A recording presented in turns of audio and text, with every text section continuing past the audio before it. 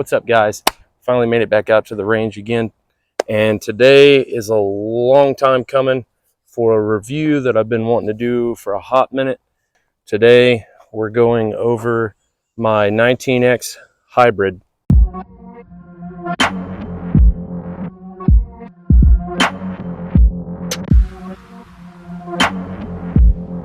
Whew!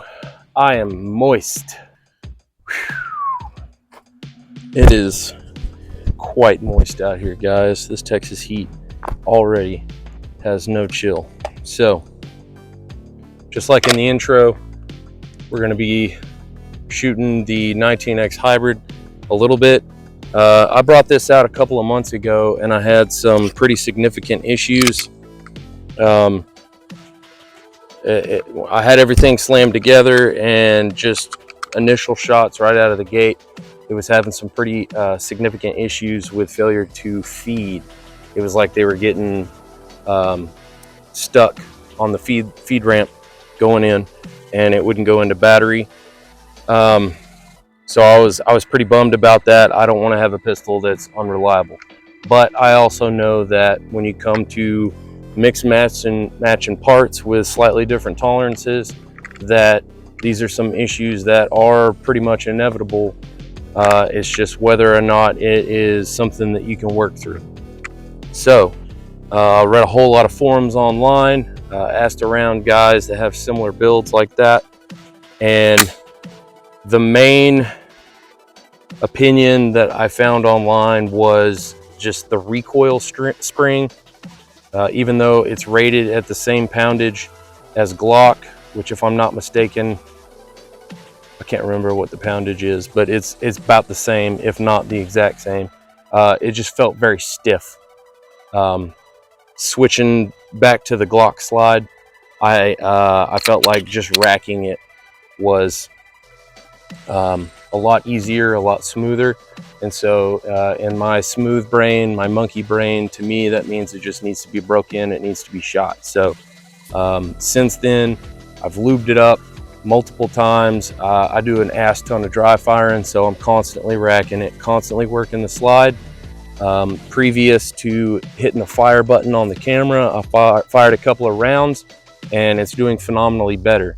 So to me, that means, yes, it needs to be broken in. Plus, the only ammo that I was having significant issues with was just 115 grain ball, simple Plinken range ammo. We're going to be shooting some Hornady plus P critical defense, and then a couple of rounds of my federal law enforcement plus P plus. Last time I shot this, it had 0 issues with it, so that also tells me that the 115 grains are just slightly undergassed for a recoil spring that isn't fully broken in. So we're going to take a couple of shots. I'm not going to edit out any malfunctions because we like transparency, we like truth. I'm just going to work through them. I'll probably show them to you. But my confidence level with this machine right now is I'm not as disappointed and scared as I initially was. Now I realize that it just needs to be super lubed up and worked in. So we're going to take a couple of shots. I'll throw some B-roll about how far I am. I don't know, like 5-7 yards, something like that.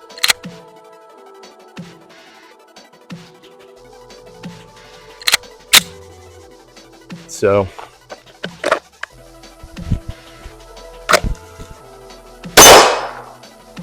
right there, right out of the gate. Hopefully you'll be able to see it with the camera, but we've got a failure to feed, and it's jammed up in the feed ramp. So I'm going to eject the mag, and what I've been doing is just getting it in there, making sure it goes into battery.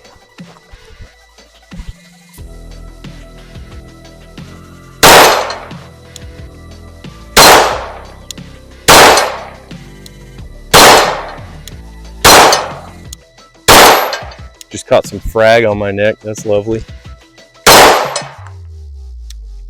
And see, I'm having zero issues at this point. We fired 6 or 7 rounds. It feels like the more I shoot it, the less resistance, the less malfunctions I get. So to me, monkey brain, that means it's just breaking in.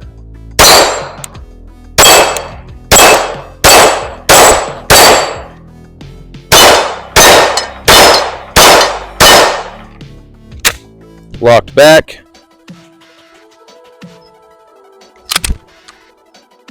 So I'm fairly happy with that. Obviously, it's not 100% reliability, so some of y'all are probably going to trip balls on that. If your gun, you know, isn't 100% reliable right out of the box, it's trash. But these are problems that I'm willing to work with. I'm also running, as always, the ARC Division single port compensator, and so running soft loads with a comp that also could contribute to the failure feeds. All right, so that was 115 grain ball. Now we're going to do 5 rounds of Hornady Critical Defense Plus P.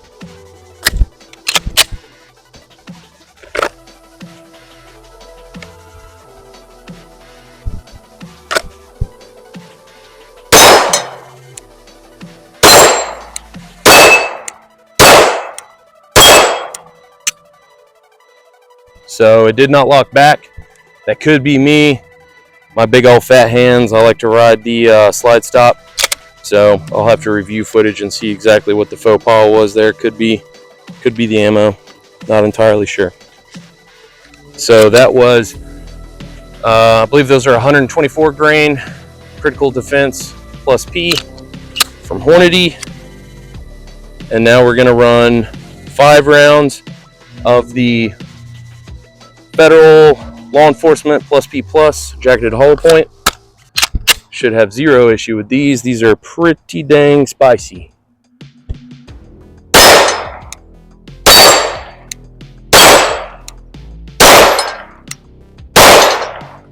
Zero issues. Of course, that was a full mag, so it's not going to lock back. This review is definitely a review in progress. This is the first time I've been out with it, and significantly better results was the conclusion of today. If you are looking to do a similar type setup, just for some tips and tricks for you, obviously we have my old Glock slide and Glock recoil spring. This could be different on different PSA Dagger models. I'm not entirely sure, but in order to get this thing to fit properly, you're gonna need a PSA Dagger recoil spring. The hole at the front of the slide where the recoil spring rod, the guide rod, protrudes through it when it's locked back. The Glock, at least the 19X recoil spring, is too big and it won't fit through the hole in order to recess down the spring. So you will need another recoil spring from PSA. Those are like $7. And then lastly, your back plate for the PSA does not match up with the frame rails in the back. And so all I did was remove the back plate from the Glock 19X, slide it into the back of the PSA slide, and she's as good as gold. So those are just a couple of things that you are more than likely going to have to do in order to get this to work on your Glock. I was just looking for a simple solution to gain 2 things, and that was front slide serrations and an RMR cut. Now granted, they make Glock specific slides with RMR cuts and stuff like that, but PSA occasionally on their slides, you can catch them on sale for absolute dirt cheap. And so this was kind of an experimental hybrid build, because the real review was the Cylee Bear. I wanted to start using an enclosed red dot on my pistol. Way back, we've got some videos with Sightmark's M3 Solar.